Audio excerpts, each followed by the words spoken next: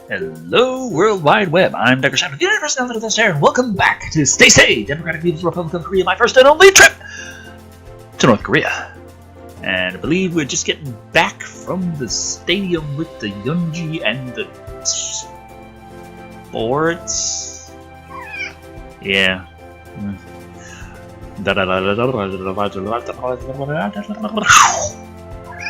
After what feels like no more than a minute, I'm snapped awake as the driver slams on the brakes. What was the voice I gave him? It changed halfway through the scene with him. It started off a little like this, and then it ended up like this somehow. Fuck it. We have arrived home, American pig dog. I nod and gently nudge Yeonji. Punch! Hey, sleeping beauty. We're back. Thanks for letting me nap. I should be able to get dinner tonight. I should be able to get dinner together. Sounds like a plan.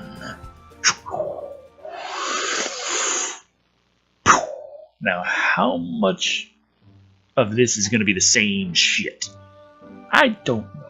It's been about an hour since we arrived from our first date expedition in Korea.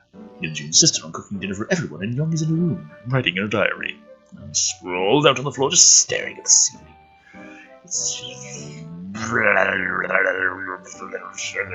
Board game.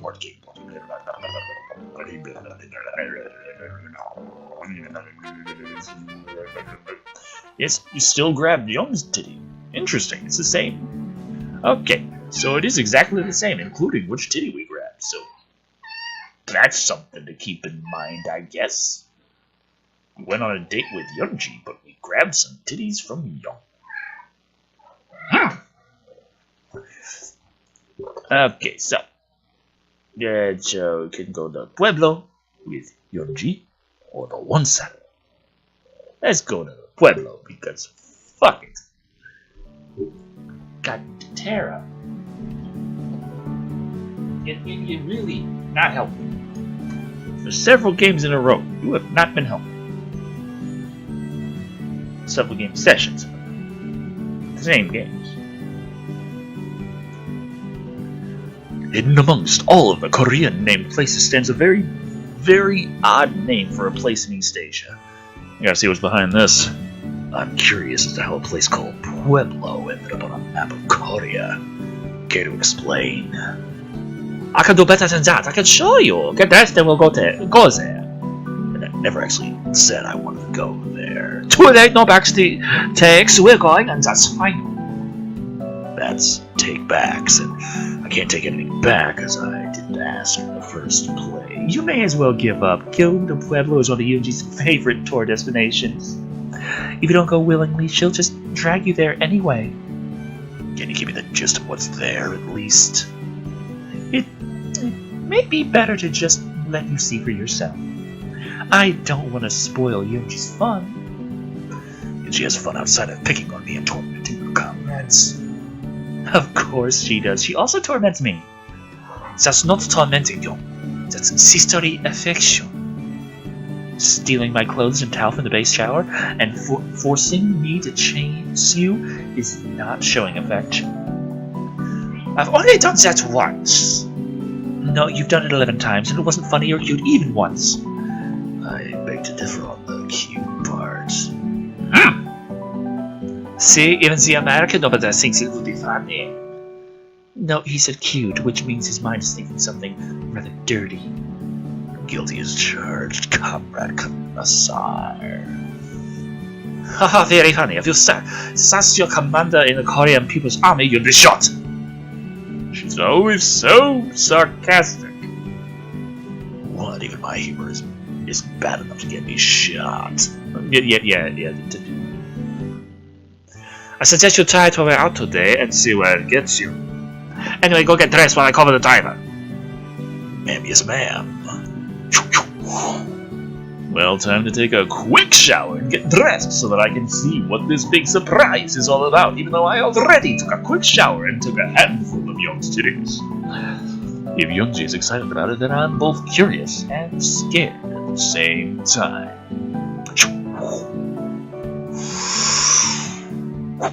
Showered and clothed? Check. Wallet? Check. Cell phone? Damn it. Let's raise a little bit then. Do all the Americans take so long to get ready? What are you talking about? It's got all of 10 minutes tops, including shower. And you'd have been whipped 5 times for being 5 minutes over the limit. You mean to tell me you got ready in 5 minutes? I'm surprised if you state if your room might have meant to take you place that won't even find your shoes. Why is that? Don't Westerners get ready in 5 minutes? Hell no, they don't. I mean, shit, my sister takes 30 minutes just to put on her makeup, let alone pick out what to wear. Of course, and again, you have the advantage, and you already know wearing your uniform. He does have a point. On days off, it does take me a couple extra minutes to pick between the 3 acceptable off-duty lodges I own. Yeah, you're pretty annoying that way. But still, 5 minutes. That doesn't see. Stop wasting time. The driver is waiting. And with that, Yunji grasps my hand full force and drags me out the front door. Cat is trying to tangle itself in my coat. Let's just sit and stay and lay down and be a good kitty. Don't bite me. What is it with these girls dragging me by the hand? Though I guess it beats her barking orders at me. Stop dragging your toes! 1, 2, 1, 2! It's like she can read my mind. Scary, I tell you. Once outside, I can see the car waiting. The driver is watching our approach, and I'm pretty sure he's snickering at Yunji dragging me around like an overstuffed rucksack. I can walk on my own, you know. Perhaps, but you don't seem capable of doing it in a timely manner. Sometimes it's just not worth arguing with you. I give her the raised eyebrow salute before hopping into the familiar back seat of the car. To pueblo, driver! The driver grunts in response as he starts the engine up. You know, it wouldn't kill you to say please to the poor guy. He does have to drive us to our destination and sit around in the car until we get back. Not necessarily. Glorious reader might call him in between. Anyway, he is a subordinate. It is not necessary to show courtesy to a subordinate. They might start expecting you to stop doing that. You do realize that you're not showing courtesy to the man who could literally drive us off a cliff or something, right? For Peach's sake, it will make you happy. If it will make you happy, I'll thank him. Thanks for driving us, comrade. And for my effort, his response is the same damn grunt he gave before. He said thanks. Now can we talk about something else now? Sure. How about telling me what Pueblo is, because I'm pretty sure it's got anything with the city of Colorado. Pueblo is part of a museum in Pyongyang, a museum of the greatest importance to our national pride and history. Sounds interesting, but why in the world would part of it be called Pueblo? That's a Spanish name, and the name of an Indian tribe in the U.S. Call me crazy, but I don't think your relatively sparse international ties include Spain or Indians. Native Americans. Probably not Indians either. You're crazy, we didn't name it ourselves. Well, if you didn't name it, then who did? I don't know the name of the individual who named it. I'm relatively certain he was a member of your government. Tara, just stop crawling on my face. I don't get it. Why don't our government name some part of the museum for Korea? We didn't name it for us, we got it named the way it was. You can't piece it together from that, you'll understand in about 10 minutes, as we're not far from our destination. Gotta piece this together. Named by someone in American government, and it came to Korea named that way. That indicates we named it for ourselves and not for Korea's sake. Pueblo, fuck me, I think I know what this might be, and I don't like it. This museum we're going to, it wouldn't happen to be related to military operations, would it? Why yes, we seem to be making progress. We're going to the Pyongyang Victorious War Museum. There's really only one branch of the United States military that places such pomp and circumstance on naming individual vessels. You're taking me to see a Navy ship, the USS Pueblo, to be precise. Maybe you aren't as dumb as I thought. You're precisely correct. The USS Pueblo serves as a symbol of one of our country's greatest victories over capitalist oppression. Well, maybe I can let some of my seaman buddies know how it's faring in captivity. Stop whining. The only reason we haven't scrapped is because it's still commissioned. Wait, so the Navy still hasn't decommissioned the ship? I mean, if this was some recent incident I've heard about it, the ship must be pretty old. Why bother keeping a commission on it? I do not know why. At one point there was a discussion of returning the ship to your country, but those talks fell through. Don't try to get anything back when it's been turned into a museum. Who says I want our country to give it back? Terry, why are you crawling all over the keyboard and up onto the mousepad and trying to get up on the mousepad? I know the mousepad is soft, but your butt's soft. Just sit on your butt.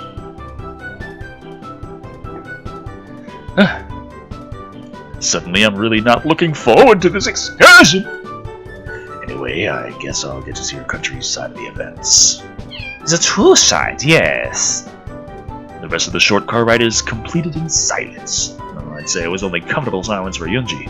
I mean, yeah, the Marine Corps has a little bit of inter-service rivalry with Navy, but in the end, they're still brothers in arms, our family. The pervy uncle no one talks about but still gets invited to Thanksgiving member of the family to be sure, but still family. So I'm just a bit pissed that one of their ships is being floated in some dumpy North Korean harbor as a tourist trap. Possibly a literal trap at that. This is not going to be an easy excursion. As I'm trying to figure out my marching orders for this date, my thoughts are scattered, and suddenly I'm yanked from the car. Enough daydreaming about my sister. We're here. Sure, I wasn't daydreaming about you. That made her blush. Good. Well, why do you go and say something stupid like that? Of course you're dreaming of Young.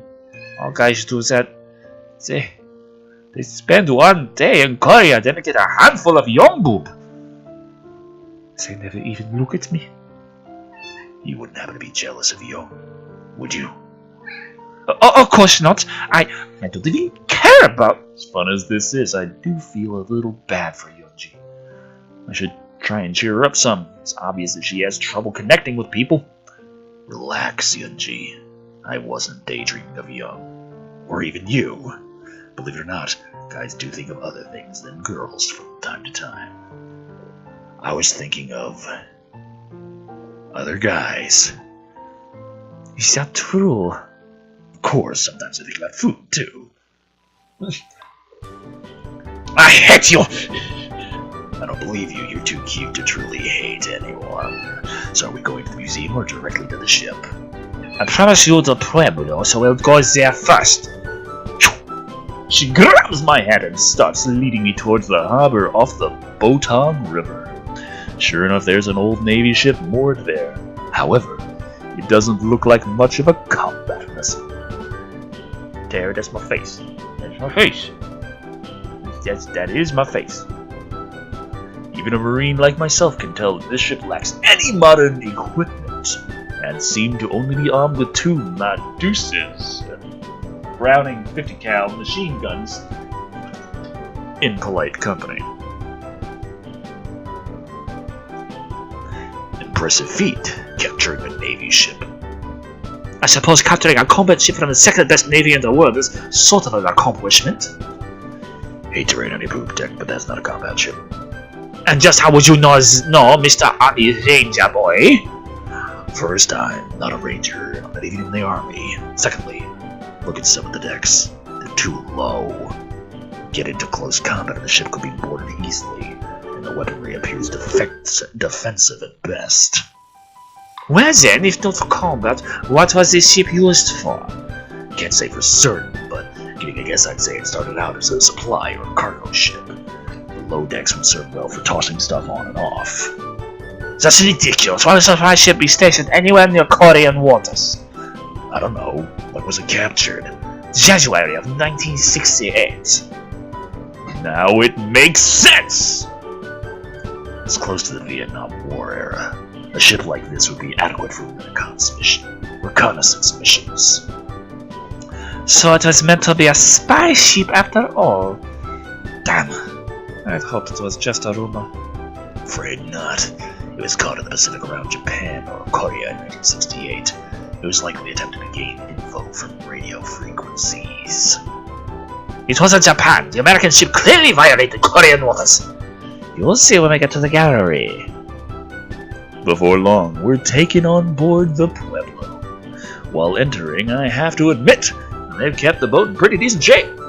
They didn't repair any of the damage from the gunfire, but the outside is clean and the decks appear okay. I guess it could have been worse. Seems you kept the ship in decent shape. Of course we did. It wouldn't be much of a museum if it was in bad condition. As she drones on a bit about how the utmost care was taken by the Korean Navy to keep the ship in tip-top shape, I head over to starboard side, which faces the water. Looking over gives a stark contrast to the clean facade when one gets entering the ship. The starboard side is rusting over and shows no signs of repair in ages. Not even a coat of paint to try and hide the contempt the Koreans feel for the vessel. Bastards. Now, Tara, would you mind maybe not being there? I need to read.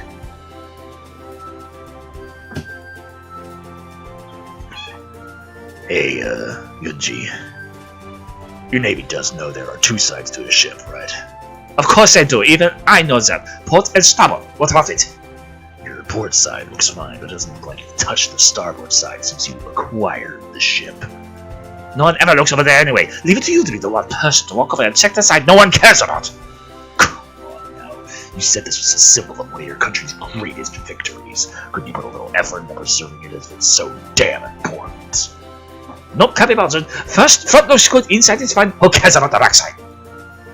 You've just offended ass-men everywhere. Whatever. Are you coming to check inside or what? There's art and photos, as well as some of the materials the crew had left behind. Since most of the captured material has been declassified now, the Workers' Party has placed the original documents back in the code room. Great, it'd be kinda cool to see what the crew was trying to learn. Yunji wastes no time grabbing my hand and dragging me into the inner portions of the ship. On the walls hang mostly paintings and a couple pictures, each depicting a part of Korea's narrative of the events of 1968. Even just a cursory glance shows that their version of their story is dubious at best. Actually, it's probably doing the word dubious a disservice, since dubious implies a very small chance that there's truth being told. Most of what I see is a load of bullshit. Hey, Yunji, do you really think the American ship situated itself right there, just offshore the mainland, like this painting depicts? Of course, you brazen Americans think you can steal right in front of people. Well, our Navy showed you how we feel about spies in true Korea. Yeah, I'm sorry, we may be brazen, but we aren't idiots. And why is the captain of the crew wearing just his silkies and a wife beater while holding a half-empty bottle of Grand Style whiskey? Well, maybe that part isn't too off the mark of Gunny as an example. But seriously, this painting is over here depicts the crew playing shuffleboard. And this ship was actually invading your coastline. And if this ship was actually invading your coastline, wouldn't they have burned all the documents if they thought there was a chance of being captured? How should I know? If this is your country's idea of the world's second-base navy, you aren't holding much of a standard for the rest of the world. Was Russia's navy a bunch of vodka-drinking bears and rowboats? She doesn't say anything as we walk over to where the very few photos are. In one is what looks like a bunch of Korean guys having fun playing poker. In another is what appears to be the command crew of the Pueblo in a group shot. And another is a cat on a man's face.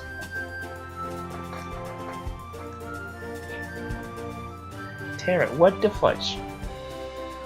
Just be calm, relax. Hey Yunji, this photo here appears to be a bunch of Koreans playing card games. What does that have to do with anything? The ones in the middle are the Americans that were on the ship when we captured it.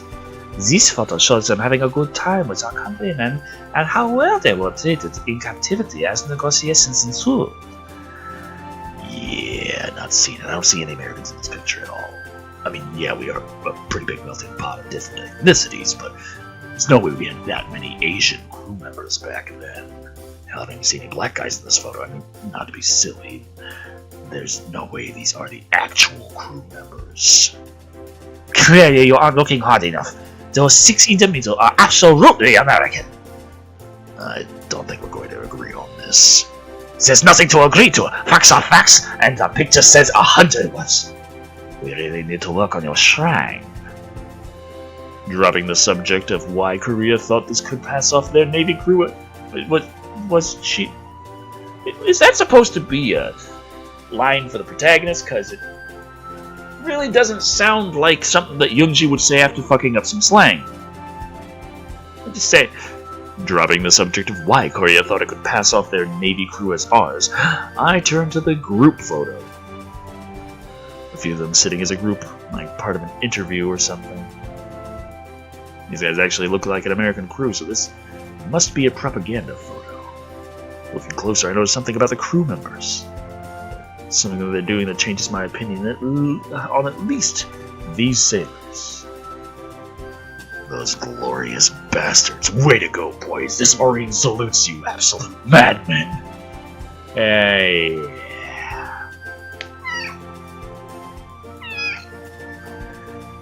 Tell what are you rambling on about now? Look at the sailors in this photo. See how they've all stationed their hands and their middle fingers are extended towards the camera. That's pure gold.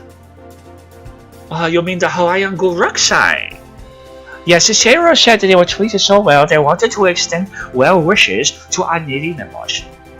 After all, they knew what they did was wrong, but it wasn't their fault. Orders are orders, right? Better and better, it appears the Koreans, at least at the time, had no idea the sailors were telling them to fuck off in secret. And even if they found out, they're still telling new generations of military members the Americans lied to prevent embarrassment. I'm tempted to crush this misconception, but playing along with it might be entertaining as well. And leaving this video here will not, so I'm going to leave this video here. This has been Stay Safe, Democratic People's Republic of Korea, my first and only trip to North Korea. And this has been a slightly more entertaining trip to North Korea than yesterday. Specifically because we did not go to a fucking soccer game. I'm actually enjoying myself. So, until next time.